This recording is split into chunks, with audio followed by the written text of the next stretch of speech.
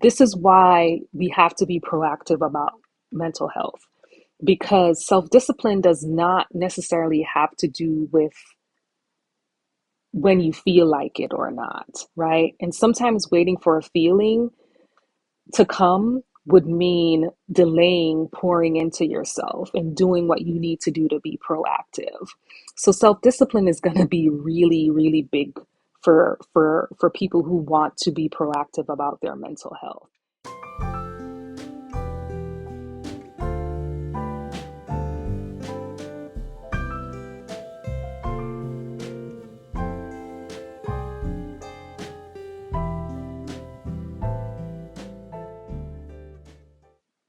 This is a time of year when there are shifts in mental health.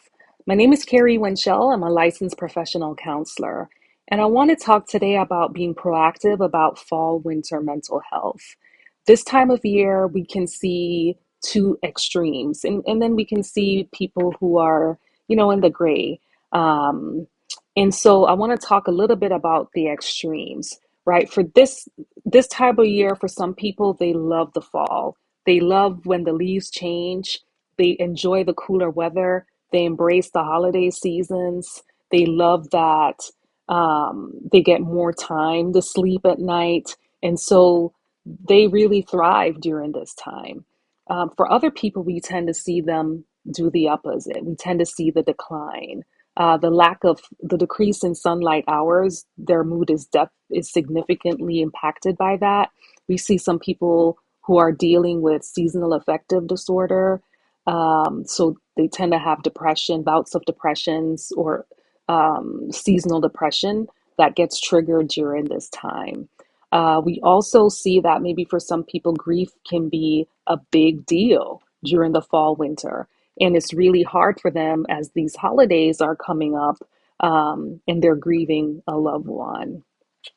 So, I want to really talk about being proactive about mental health, not waiting until moods get to be concerning.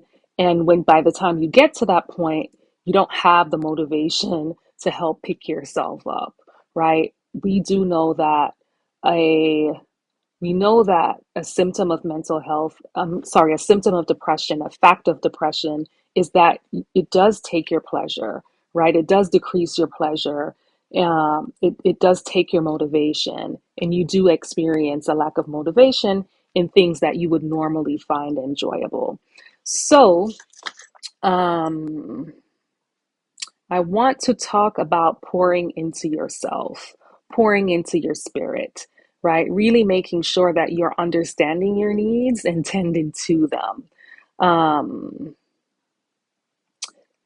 Things that you can do is just really making sure that you activate or you really deepen a morning routine. You want to really be intentional about how you're starting your day, how you're starting your morning, and really using that time to put gas into your tank.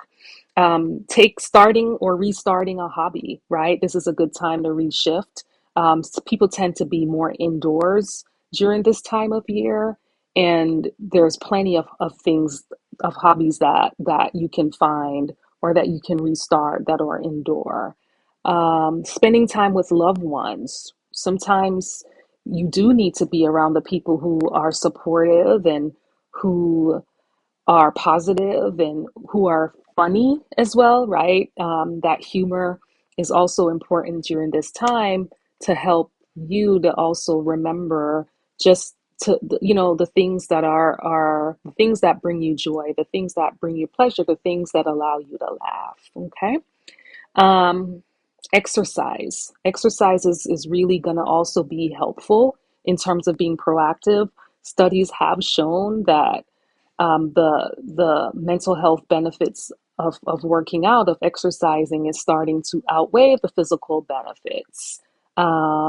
Making sure that you're also having nourishing meals, that you're eating the foods that are not only good for your physical body, but good for your mental body, your mental health as well, especially for some of us where maybe the type of work that you do, it does demand a lot of brain energy.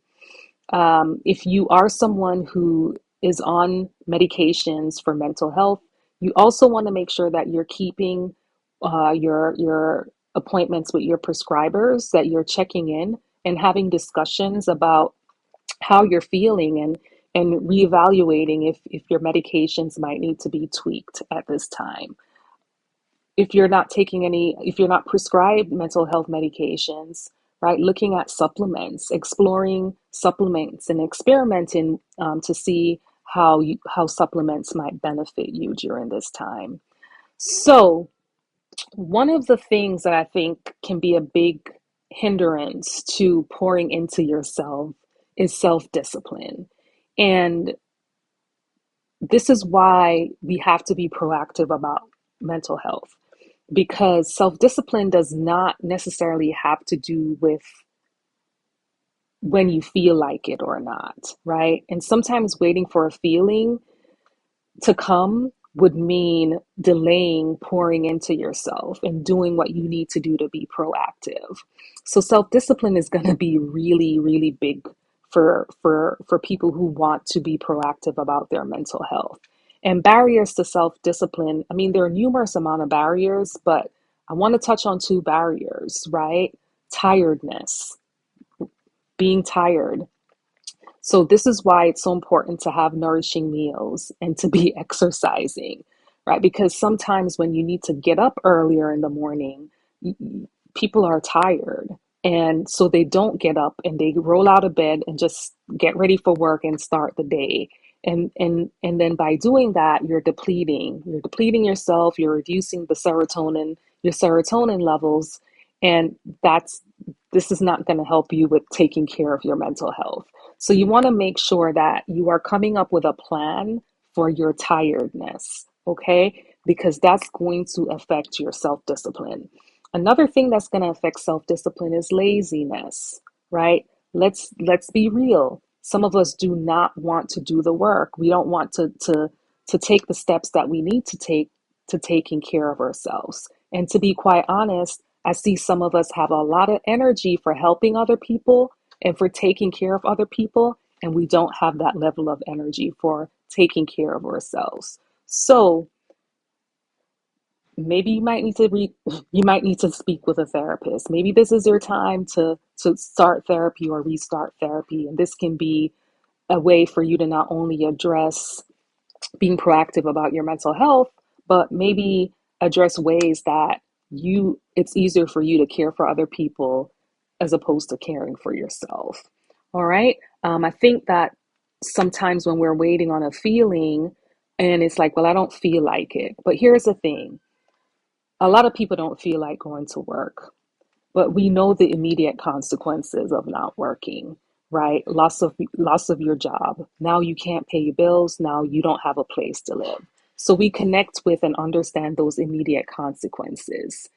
But it's like we're not connecting and understanding the immediate consequences of not taking care of yourself.